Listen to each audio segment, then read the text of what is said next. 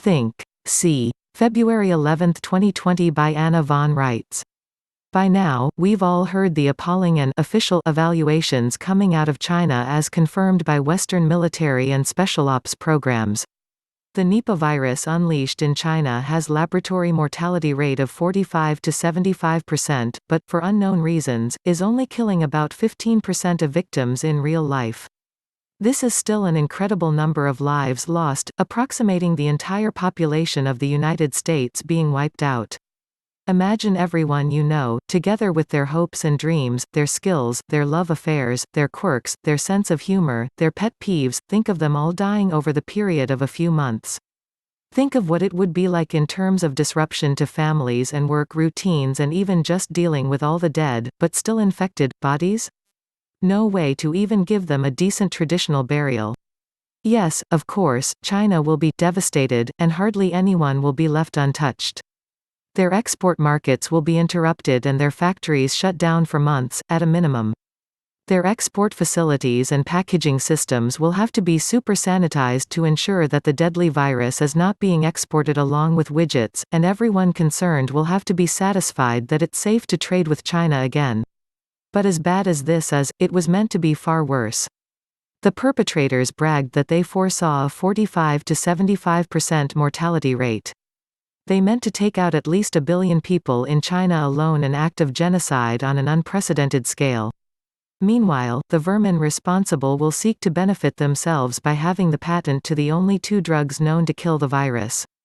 This is far from the first time that we have observed their use of the Hegelian dialectic to benefit themselves, create a problem, and then profit by providing the solution. It is not the first time we have seen this shocking, diabolical, mean-spirited, cynical, criminal process in action, but it should be the last time, if we have the sense of rabbits. The Bill and Melinda Gates Foundation has the whole spectrum of the process sewn up, the patent on the virus and the drugs to combat it. We can safely assume that they are involved at the very root of this problem, and we have the means of stripping the patents from them. There are many evil men who sit in our corporate boardrooms and think that they are immune from the public law, safe and insulated from any retaliation, ever, at all. That's what they think. So, think some more yourselves. When was this unleashed? A few days after Trump and China inked a new independent trade deal that didn't allow the rats to profit and manipulate things, and which didn't require the Chinese government to kick back its exchange rate profits to the Rothschild central banks. Trump and the U.S. military-industrial complex had no reason to undermine this happy resolution to mutual problems. China had even less reason to do anything to obstruct a full steam-ahead trade relationship with the United States of America. When the dust settles, you will see that the guilty parties are, once again, rogue elements in the CIA working with rogue elements in the British M16, funded by the usual suspects including the Bill and Melinda Gates Foundation, and all operating under the conveniently named, Umbrella Corporation, aka, the business arm of the trust. And they do have reason to obstruct the new United States of America-China trade deal, because it undermines their hegemony and control of trade policies and currency markets. So they are taking their revenge and obstructing the trade deal at the same time they are promoting their business interests and venting their insane population control agenda. Now, look at the Umbrella Corporation logo.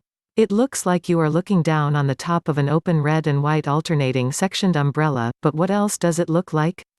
The Equal Armed Maltese Cross. And the Equal Armed Maltese Cross, also known as the World Cross, is the emblem of what? The reptilian dragoons, the old military caste, the Aryans that from heaven to earth came. It is not Christian. It far predates Christianity. And yes, it does represent what we call an umbrella corporation, a single corporation that controls many other corporations, also known as a holding company corporation, too. Over 700 of the world's largest corporations have all been linked together by a single interlocking trust directorate, all operating under the more or less concerted direction of the Roman Curia. By evoking the concept of an umbrella, they trick you into seeing their logo as the top of an umbrella, instead of shifting gears just a tiny bit, and seeing the logo for what it is, an open representation of the Maltese cross and the co-opting death cult pagan religion that has secretively sheltered in the Roman Catholic Church for centuries. Take a good look and you will see the Maltese cross, not the top of an umbrella. Please consider making a small donation to help support Anna and the Living Law Firm, by visiting the AmericanStatesAssembly.net, scroll to the bottom and click on the Donate Now button. Thank you. If you enjoy having Anna's latest articles made into videos, please consider making a purchase from Ed's website wellnessrods.com. Thank you.